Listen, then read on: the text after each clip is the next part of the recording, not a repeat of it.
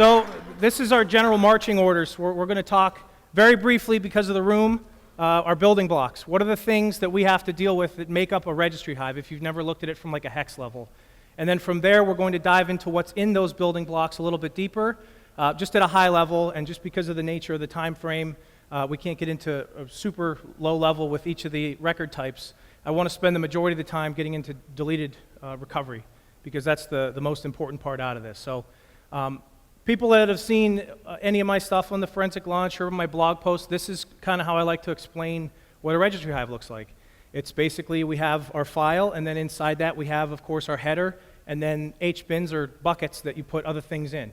So it's very straightforward from a high level, and you can see we've got our header chunk, 4096 bytes, and then these H-bins are going to be different sizes, typically 4096 bytes as well. And then you have cells, lists, and data that live in there and are related based on pointers to offsets, relative offsets, to other structures. And so here's the important stuff that's in the header. This isn't everything, but these are the things that we're typically going to look for. So where the signature is. Why do we want that? We could do file analysis to determine if something's a registry hive or not. Last write timestamp, the major and minor versions. Those will become important if you are going to get into parsing, because of big data and some other structures they work differently depending on what version of a hive you have. So if you just assume, oh, I'll just do it the old way in a new hive, it's not going to work. So you have to take into account the major and the minor version numbers for some things. Root cell offset, that is going to be basically where we start at the top. So if you've ever opened up a hive in any tool, the very first key, that's our root cell. So it's basically the header points us to where we need to go to get started. The length, of course, that's going to be how long the hive should be, how long the header thinks it is anyway, but you cannot trust it. If you just always assume that the length is valid, you will miss stuff. It's not always accurate, so take that in mind. You basically just have to run out the whole file and look for your H-bin headers to see where things actually stop. Okay? And then internal file name, that can be changed, but typically that is going to allow us to know if we have a system hive or an NT-user hive or a user class hive. Now, a better way would be to go look for the presence of keys in there, just in case the name got changed, and if you mount a hive, it can change in regedit and things like that. But those are our important things. This is what those key fields look like and where they are. So I've got it color-coded here, and there'll be, throughout this presentation, there'll be a lot of references to other resources. Grab the slide deck, and you could really dive down into any of the beginning parts here as well. So there's just where our important things are here, and color-coded so we can see our file name and all the different pieces. This is what Registry Explorer takes the header, this thing, and pulls everything out so that it's actually in a much more usable format. So we have our sequence numbers, we have our checksums, you can see the version, our embedded file name, all of that gets extracted out in a nice format so that we can make sense of it without having to do a bunch of manual conversion. As far as how we want to parse a hive, for people that are interested in this, I mean, there's some programmers in here. I know Willie's tool is going to take a similar approach, but anything like this, this is just the general way that you would want to look at it. At least the way when I designed it, I wanted to do it this way. We open it up, we find the header. Is it a hive? Yes. We know where the root cell is now. Then we start looking for H-bins. Those are our buckets, and we're only going to find records that we want to try and use in those H-bins. And so once we find an H-bin, now we can get the length, and then we can start pulling these different records out. And then we do stuff, right? The magic, that's where the magic happens, as far as building our tree, our key relationships, keys and subkeys, and then sticking the values inside each of the keys.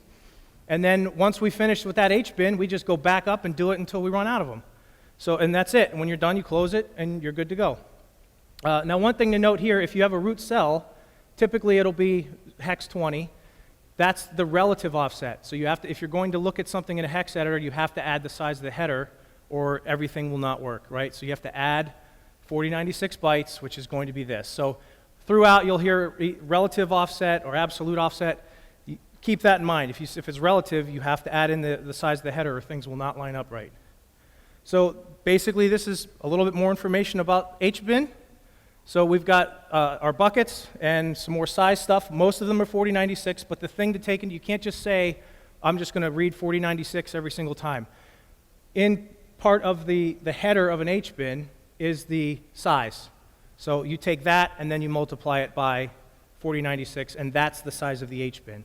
And again, if you don't do that, if you just assume 4096 and you get a 8 meg or an 8K H-bin, when you jump down to that second section, you're not going to find what you're expecting.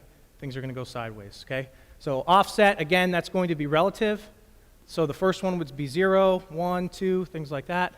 And then our records are going to start at that relative offset.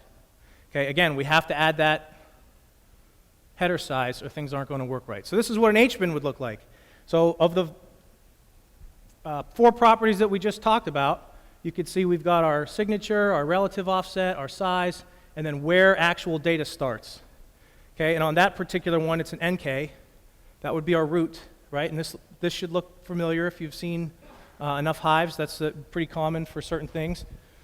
Inside our H-bins, now we can start actually pulling things out that make up our hives, the things that we're actually interested in. So we've got our NKs, which are our keys, VKs, values, and then SK, which is our security key stuff. Okay, general concepts. In-use records have a negative size. So when you're going through it and you read the front part of a record and you convert it to a signed integer, it's going to be negative if it's in use, which is a bit strange, right? Why not do it the other way? So when a record gets deleted or freed in the registry, the size just becomes positive. So keep that in mind when we get to the second part. That's how we can identify things that are not being actively used, set them aside as far as where they live and the size, and then go back and start carving out the details that we're interested in, okay? And so you never want to trust, the last point there is really important, you never want to trust the size of free records. You can from the point of I know that there's this much data, but you don't want to just assume if you see an NK signature that that's going to be one NK and that's it. And tools have run into this problem, commercial tools have run into this problem where they have this big blob of data, they see one NK, and then they just extract one key, and they move on, and things don't work. You have to take the padding and you have to take the slack into account when you're dealing with that. So NK records, these are our keys, right? We have our last write timestamp, a name, a subkey, and a value count, and some flags. And the pointers that we are going to be interested in is basically where are our subkeys? It points to a list that points to other NKs. How many values do we have? And then our value pointer would be where is the list that points to the other VK structures. And then we have a pointer to our security key.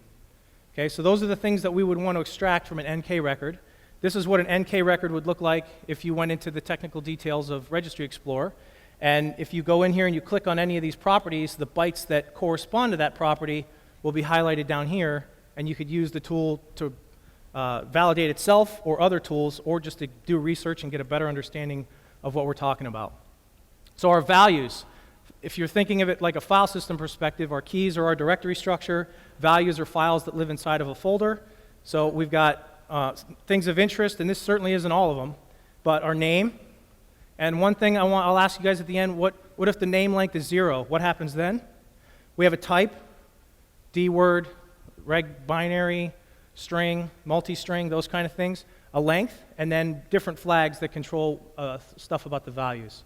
And then again, we have pointers. So if, depending on the size of the data that the value represents, it may point to another data structure or a list of pointers, in the case of big data, for you to be able to go out and then build the contents of that VK record.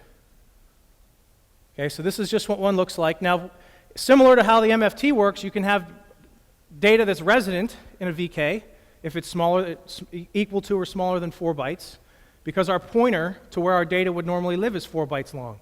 So if I only have a number, a small number, 2, I could just save space and stick that value right inside the VK record itself. Okay, and if I have and you could just see examples here, it says it's resident because it knows what the size is, and here's an example where we would have one that isn't. So we have bytes, it's pointing to where our data is, and then you can see the length is going to match here, and then that's how many bytes we have in the range down there. So the tool will go out and do all that stuff for you to show you what it's actually sitting on disk, but you can then validate it with the different properties that are in there. The SK record is by far the most complicated and dense, so we're not going to spend a ton of time on here, but you can see on the screen a lot of the different pieces that exist in there. And that bottom link will be really important, and it's a rather long post if you're interested to really get an understanding of how all the bits work as we break things down. This is what one would look like. There's the bytes at the bottom, and then this is the beginning part of the property. So I just break down a couple of these things. We have our descriptors for the SACLs and the DACLs and all the different things that would control auditing and who can access it. So it just basically explains all those, and then we get into things like how big each subcomponent is, and then how many ACE records, which that would define who can access it. And you can see we have our identifiers down here, and then the tool will also reverse back to the common keys what it is. So you don't have to go Google or look at MSDN, like what is this key, what is this identifier, the security identifier, oh, that's the built-in administrator, that's the this. And if you get one that it doesn't know, it'll point you to that as well. The next part we want to talk about, which is our glue, is lists. And I've mentioned lists as far as keys pointing to keys or keys pointing to values. They're all held together by these list structures. Okay, and again, there's a very long post down here about what we want to do when it comes to lists, so I would suggest that you go look at that if you're interested in the mechanics of these, but basically they're just pointers to other things. Okay, and our data, that's kind of everything else. It's just a blob with a size and then stuff in it. And this is typically where our values will live, the data that makes up our values. We've got the normal, and I mentioned before the big data case if it's over a certain size, 16,344 bytes. And again, that's where our version number starts to come into play. So you have to treat it differently if it's greater than 1.3. All that stuff we just talked about can get summarized in this slide. So we have our root, and then we go here, and you can see we've got our subkey list. It's our pointer. We get a list. It points to NKs. Same thing with their values. So these are all the different types of ways that you can navigate through a Hive. And if you get to the NK and their subkeys, you just would go back to the beginning and then walk down again until you have no subkeys or no values. So this is just a general high-level overview of all of these structures that we just talked about. Okay, so the real thing I wanted to talk about today, we have to have a little bit of a framework, which is what we just talked about, is how can we recover deleted keys and values from the registry. And this is what we're going to do with the remaining time. So the basic way we want to do is, I talked about, we look for those free records, the free chunks of data. Once we find that, we want to look for signatures, NK, VK, those signatures for those two critical components. And then once we find those signatures, we can start extracting chunks of data and then applying rules to see if they're valid and then relating them back to other keys and values. Okay, and that's this last point here. This is what a free record would look like. I know it's small, but I wanted to pick a big one, so we had a lot of offsets to work with. So here you can see on you have a size that's a positive size, and because of that, now we can say this entire page, this chunk of data, is not being referenced by anything else. So we can basically now start walking at byte by byte, looking for, and the way I implemented it was I looked for K. And I'm going down the list, and if I see a K, I look at the byte before it, and if it's a V or an N, I record that offset. Okay, and at the end of that process, I get a list of offsets that would look something like this. Okay, so the next thing we would do is then go to that offset, and you can see it's highlighted here. We would have a VK record, and we could look at the size and all that stuff. So you have to take where we started. Where do we start this whole process with the free record? Then we have our offset, and when we add them together, we get the relative offset of our recoverable record. Once we have that, we can take those bytes, because we know the offset that we're at. We know where the next offset is, where the next signature was. So now we have a range that we can take. And then based on that, we can recover it if it meets certain criteria, right? We have to have at least the minimum amount of bytes to do certain things with an NK or a VK, or there's just not enough data to recover. So once we do that, this is the example that we have highlighted here. You can see this is some of our properties. We can see the name. We could see the length, and those things are all going to match up to what we saw when we recovered things on the previous slide, the range of data and all that.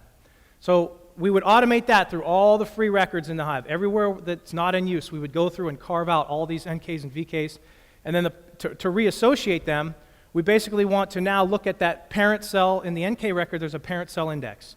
It points to who owns this particular key. So we go through all of our deleted, and we can say, is there any other deleted keys that have this, that offset of a deleted key that points to it? And if we do, we can associate it to say this deleted key lives underneath this deleted key, and then we can keep doing that and build up an entire tree until the point where we get to the top part, the top of the deleted stuff. That would point back maybe to a key that's active. Okay, we look at the parent offset, we go to that parent offset. Now we know, is it in use, yes or no? And if it is, we know that we can reattach it to that parent, and we've recovered that particular NK record to where it belonged before it was deleted. Okay? Similarly, we would start with our NK record and then go down through our lists to pull all the values in. But you have to take into account checking of where those values, where those things point to. Because you don't want to take a list from an NK record that says, here's where my values are, and just blindly associate them with the deleted key. You have to check whether or not they're in use. You'll never have, it's not valid, rather, for an NK record to point to an in-use value. Okay? You just wouldn't have that. So you have to check, of the deleted key values, each of those offsets, are they in use or not? And if they are, or if they're not in use, if they're not active, then you can associate that value to that key. And if not, throw a warning. This is not, I can't associate this because that offset's being used by something else. Okay? So if you want to get into the code as to the part that actually does this part, it's a multi-step process. There's a reference there to GitHub on how to do that. And then again, once we're all done, we're going to have two groups. We have ones that we were able to associate back to an active record into our stuff that's not deleted. And once we have that list established, anything that falls outside of that, anything that doesn't have a valid parent index, it's unassociated. But it's still going to have potentially structure, keys and subkeys with values and things like that. There's just not any way to relate it back to where it came from because that particular offset has been reused for something else other than an NK record. Okay? So you do all that really, really fast, and then you get all this stuff basically out, and we can use it. And then there's also another one, would be unassociated values. And there's nothing in a VK record that tells you what key it came from. So unassociated values, while we have access to them, are less than helpful because we can't say with certainty where they came from. You may find some interesting string in there, but you wouldn't be able to say where it came from. We've talked a little bit about some of these things when just going through the process here. You can't stop processing after the first signature, and this is where I mentioned don't trust the size. Because if we go through and I look at a free chunk of data and I see an NK record and it's 12,000 bytes long, I can't treat that as one NK record or I'm going to miss potentially hundreds of values and keys that I could recover. Now, some tools will do that and go, oh, well, this whole free structure must only point to one thing and everything else is slack or padding. You can't do it that way or you're going to miss a significant amount of stuff. And commercial tools this is where they've fallen over. They're fixed now. But that's where this second part is. You have to look for signatures and then follow the rules to build these out like you would if it was in use, and then construct the ones that you successfully recovered. Okay? And then that bottom part is the one I just was talking about. You can't just assume, oh, I'm always just going to associate things up regardless. You have to check whether the things that are being referenced in a deleted record point to an active record. There's only one valid exception to that, and that's when we're taking an NK key and trying to associate it back to the active parent. Okay? That's the only time you would violate that rule. Here's some other resources that outline a lot of the process, just as I went through and did this basically from scratch. My philosophy on how to do it, a lot of these basics, my basic series on the hives are really going to unpack a lot of the sub-levels that we talked about, the NKs and the VKs. Oh, okay. So if you want more information on this, my primary source when I built my tool and validated what we were dealing with was this bottom one, Metz's documentation, which he seems to have figured out and written stuff for every single conceivable artifact everywhere. So that was my starting point. This second list here is a newer one, and it's very good, and it goes even a lot further than Metz's stuff does. So just another list of resources to dive further into these things and start pulling stuff apart. And I think right about we've got what, 5 or 10 minutes left. Do questions? All right. My question is, I get a lot of questions in class specifically about anti-forensics when it comes to the registry. Based on what you've discovered during your research with deleted records and the overall structure, question one is, are you currently aware of any actual anti-forensics tool that's useful against the registry? And two, with this information you know here, could one be built? I think there's registry defragmenters. I haven't actually run them against the Hive to see if they're basically wiping free space. That would be the way to really mess it up, is to go through and look through things and look for those negative size or the positive size records and then just zero them out. What they do is, I think they rewrite the Hive, so they'll rewrite the Hive compressed. Okay. Basically, get rid of the So Troy's saying one technique that the defragmenters will do is basically go through the Hive, read all the valid stuff out, and basically make a copy of it. So that would be one technique. Another one would be, if you could open up that Hive, is to just look for the free records. You'd have to leave the size, or when Windows tries to use that free space, it wouldn't know what to do. So if you just left the size alone and then zeroed out all the bytes of that length, I'm not aware of anything that's doing that. It would not be terribly difficult to write. You just would need to be able to open a locked file, but that's not difficult to implement. But I'm not aware of any tools out there doing it right now. The other thing that makes it easier for that technique is there's not going to be any holes. So if we have an HBin, you're not going to have active, active, deleted, deleted, active. Windows, when it frees things, copies and shoves everything to the left, so to speak. So all of our free stuff will be more toward the right side, for lack of a better illustration. So you just go out there until you start seeing those free areas. Padding's going to be different, of course, like Slack. But for the free stuff, it's typically going to be out at the end of the structures. One over here, one over here. Oh. Yes. Have you used any tools or found any way to utilize the end-to-user.dat.log files or any of the registry.log files? I haven't ever really seen a great methodology to parse them or figure out what's in there, and if so, do you know if they have useful information of maybe registry keys were deleted and you could help validate your findings and find other evidence? Those are like the transaction logs while things are happening. I've discussed this with Dave and with Willie, and the length of time that the stuff sits in the logs is relatively short. So while it's possible, we know what the format looks like. I could come up with something, but the chances of you running into something where it's like within that very short window to actually need the log files to overlay on top of the original Hive, it's pretty rare. And I think from talking to Dave, have you guys ever run into that where you actually have needed it or seen it useful?